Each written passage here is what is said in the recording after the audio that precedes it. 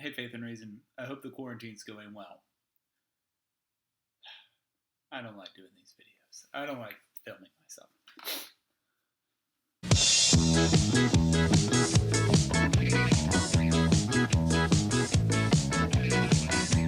Jesus is a friend of mine. Jesus is my friend. Jesus is a friend of I mine. have a friend in Jesus. Jesus is a friend of mine. Jesus is my friend. Jesus is a friend of mine. Anyway, I'm sure that a lot of you have been doing the exact same things I've been doing over this quarantine time. Guess it's not a break, but I'm sure you've been doing the same thing as me, which is watching a lot of interviews and thinking about God's existence, which is what we've been talking about in class. And we are about to move into the next section of the proofs for God when we look at C.S. Lewis in his book, Mere Christianity. And you've just finished up the Shroud video, which I hope you found exciting. I hope you actually watched it or watched some of it, because it's actually a really interesting documentary. And the Shroud, if it's real, is kind of like a very tangible proof of something. But anyway, I'm sure you've been doing what I've been doing, is watching a lot of interviews. And, I've been watching my typical Joe Rogan, and I've gotten into watching a lot of Dan Brown interviews. Dan Brown's the guy that wrote the Da Vinci Code, which is clearly known for not being the most Catholic of books, but that's fine. I've been watching interviews to kind of learn about him, but it's sparked a lot of interesting kind of ideas when I hear these guys like Joe Rogan or Dan Brown talking about religion. It's kind of reminded me of why we look at the proofs, and while they're valuable, even if you don't get them, really, we have been looking at the proofs. We looked at Thomas's 5 proofs, and probably most of you were just like, these are way too complicated, way too confusing, way too abstract. What's the point of any of these things? And I think watching these interviews over this break has kind of shown me that there is a very clear fruit of the proofs, even if you don't fully understand them. And that's that they give us a definition of God. I was just watching an interview with Joe Rogan and this astrophysicist, and the astrophysicist was talking about his views on religion, and he was like, look, I definitely don't believe in this old white bearded man in the sky. And what's interesting is, if that's your definition of God, old white bearded man in the sky, then I'm an atheist too, because I don't believe in that. So it seems like part of the problem of talking about God with people is the definition of God. It's really hard to have an intelligent conversation with somebody when the words you're using, y'all each have different definitions for them, right? And what I mean by that is, like, so when we're talking about things, we're looking for definitions of them, right? So for instance, like a cup. Like, if I asked you, what is this? And you said, well, that's a cup. And I said, well, what does it do? What's it for? Right? You would say, well, it holds liquids, and it holds liquids so that it facilitates drinking. That would be, kind of like a basic idea of what a cup is and what a cup does. Like, that's accurate, right? And so, like, if all you could say is that's a cup, but you don't know what it's for, or if you could say what it's for, but you don't know what it's called, it would make it hard for us to communicate. So as long as we have similar definitions, when I say, like, hey, I'm drinking out of a cup, if you understand what a cup is, then you can say, like, oh yeah, I drink out of cups as well. I know that seems kind of stupid, but it's like, our communication kind of presupposes that we're talking about the same things, that our words mean the same things. The question is, when we're talking about God, what the heck do we mean by God? The proofs are most useful to me. In my mind, what's most useful about the proofs is not necessarily that they prove God's existence, but that they give us a definition of what God is, or at least they kind of like a shot in the dark of what God is, which is a lot better than just, I mean, the thing of the Bible, and you mean old and white bearded man in a cloud. So part of the problem I think that's going on in today's world is that we all have these different meanings for the word God. And we need something a little bit more concrete and universal if we're going to have intelligent conversations about whether or not God exists, right? Once again, if you think that God is this, invisible force that science can't prove, but you better believe in it or you'll go to hell, I don't believe in that. If you mean old white man in the sky, I don't believe in that. If you mean the essential cause of actuality in the universe, I do mean that. And so it kind of gets useful if we can have something that philosophically kind of boxes in a little bit of a definition so that we can have an intelligent conversation about what God is and whether he is. So a brief recap of what the proofs were all about and what their basic ideas or presuppositions were, Remember, we talked about the difference between an essential cause and an accidental cause. If you remember back to the image of the moon at night, right? Like the moon gives light. It truly does give light, but it's not the essential cause of the light. It's what Thomas Aquinas would call the accidental cause of the light, right? As in it's borrowing the power to give light from something else. Whereas the sun is the essential cause of the light, even at night. So it's interesting that even though you can't see the sun, even though it's not immediately detectable, the sun is present in some sense, since the moon depends essentially on its ability to give light to the night sky. So remember that the proofs say that there must be an essential cause of actuality or change in the universe. There must be an essential cause of essence and existence in the universe. There must be an essential cause of intelligibility, like the fact that things are ordered and act intelligently in the universe, and that there must be an essential cause of goodness in the universe. But it's the primary cause of these things, the primary mover, the primary changer, the primary cause of existence. And that thing must be fundamentally different since it possesses these features essentially. This can all sound like crazy gobbledygook, and I get it. But the main thing that to take away from this idea of an essential cause is that means the thing is essentially different, right? It's not borrowing the power. It's not borrowing change. It's not borrowing existence. Rather, it's the thing giving that, meaning it's different than everybody else, than everything else. It's not just a big thing. It's the thing itself, and we are sub-things, or it is just a completely different category, right? It's not even a category because it's the cause of all categories. This becomes important when we start thinking of what certain atheists or agnostics or unbelievers say about the rationality of God's existence, right? So for instance, this clip I'll show, I'll put it in this video, just a brief one because I can't show a lot of Joe Rogan because he says a lot of inappropriate things, but Joe Rogan makes a brief kind of comment about things that certain atheists say about kind of like how, what's the difference between believing in God or Odin. Here, I'll play the clip real quick. Someone had a really good point about that.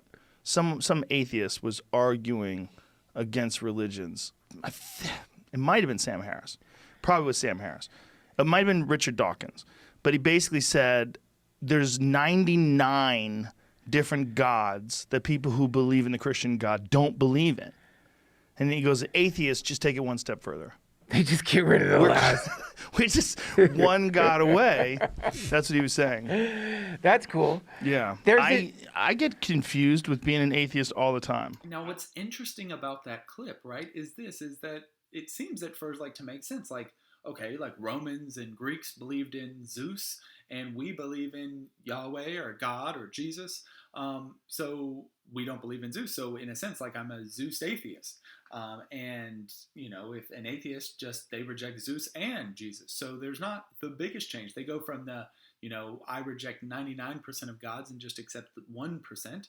They just go the full 100. So what's the big difference? And what if we are all wrong and it was Thor the whole time? Thor was the real God and we're all just awaiting some kind of divine punishment and judgment from Thor, who's angry at human beings who have, rejected belief in him for millennia. The proofs show us that that's not what Christians are even claiming, right? Or that's not even what the belief in a monotheistic singular God is. Zeus was just thought to be this being that was super powerful. Super, that's what the lowercase g gods were. They're not lowercase g gods because they're, we're not denying them a capital letter because we are being mean and just saying they're not real. We're denying them a capital letter because they're part of a category, right? And it's not a proper category in the sense of like, it's not, you don't capitalize the word animals anytime you write animals in a sentence, right? This concept of the category of gods is just these, in a sense, super beings. But what the proofs show us is that God is not just some kind of super being, right? Like he's not some, supercharged being or, he's more being than me in the kind of idea of a category. That's the fourth proof. But rather that God is the cause of all being itself. Like he is being, right? Like, and we participate in being. He is being. He's not a being. He's not just stronger than me or has more being than me. He possesses it essentially. I only possess it accidentally. That means that all things that exist and God are completely two categories because everything that exists depends on God for its existence, right? It's kind of like saying, illuminating objects, the sun and the moon are two different categories because the moon doesn't really illuminate unless it's receiving the illumination, whereas the sun will illuminate no matter where it is because it's illuminating. It is the cause of illumination itself. I hope this doesn't just sound like a bunch of ranting. It clearly is a bunch of ranting. But I hope this isn't boring already because we have to talk about where we're going as a class. All I know is I just found this interesting because I know a lot of you were thinking, Mr. Snell, what the heck is the point of these proofs? Because they are so boring and so difficult. But I really think the point of them is to make us kind of think for a moment, what is God? What do we mean by God? And do these proofs make at least enough sense to say that if there is a God, he must be these things. He must fit this kind of definition in the sense of that he is the cause of existence itself. Therefore, he doesn't exist like things. He's the cause of existence. Zeus exists, well, if he was real or is real, he exists within existent things. God is the source of existence. He is existence itself, a completely different category. So it's not just like, oh, I accept 1% of the gods and I reject the 99. No, rather, what God is, the God I proclaim, is fundamentally different than the Greek pagan gods. Hence the reason someone like Aristotle would have believed both in the unmoved mover and Zeus, right? Because these were two different things, two different categories that didn't kind of conflict with one another immediately. So while I know that the proofs were kind of confusing, I think that they do give us that definition of there must be something that the entire universe, everything that exists, depends on essentially. And whether or not that thing is real or not, which I think the proofs show is, whether or not that thing is real, what we're talking about is fundamentally different than anything else that exists. Now, if any of you were thinking like, oh my gosh, this is too hard, this is too boring, this is your opportunity to think, all right, it's about to get a lot more user-friendly because C.S. Lewis is a lot more easy to use than Thomas Aquinas. Now, for those of you who are slightly familiar with C.S. Lewis, most of us know that he wrote the book, or the series of books called The Chronicles of Narnia, which have been turned into, I think there's 3 movies. I heard they were making a 4th. I don't know if they still are. But anyway, C.S. Lewis wrote The Chronicles of Narnia, but he did much more than just write children's books. C.S. Lewis, I have his biography here that I read. Quick interjection before we get into things. What we'll do is we'll have a brief little quiz after this video, right? Where you just have to answer a few questions based on things I've said in this little lecture video. I'll try to make it pretty simple, and I'll try to also keep you up to date with what what would be on the quiz. So that if you watch the video, you'll make 100 on the quiz. So I'll just kind of make a brief note every once in a while or at the end of the video or in the middle of the video to tell you, hey, expect this on the quiz so that you can write it down or type it down or just remember it, right? C.S. Lewis was born in 1898, which makes him seem a lot more of a distant figure than he actually is because he died in 1963. 1963 seems a lot more relatable than 1898, at least to me for some reason. He died the same day as John F. Kennedy's assassination, which would be a good quiz question after this is what famous president did C.S. Lewis die on the same day as? Anyway, this is something that not everybody knows about C.S. Lewis is that he was an atheist for most of his life, up until until he was 33 when he converted. He was a professor at Oxford when he converted, and he converted largely through the influence of his best friend, J.R.R. Tolkien, who wrote Lord of the Rings. Another good quiz question would be, who was C.S. Lewis's best friend that kind of caused him to convert? Now, what makes C.S. Lewis so interesting and useful for this class is a few things. One, Lewis was an atheist for a big chunk of his life, meaning he's been on both sides of this kind of issue, right? If does God exist or does he not exist? So I think he understands the atheist position maybe a little more than someone like me who's never been an atheist and who's believed in God my whole life. The next thing that I like about C.S. Lewis and I think makes him useful for a place like Mount de Sales is Lewis never converted to Catholicism. While he did get kind of close in some of his ideas, he stayed an Anglican his whole life. And so that means that the Catholics can't just claim him and me say that this is another Catholic theologian. Rather, he's just strictly a Christian theologian.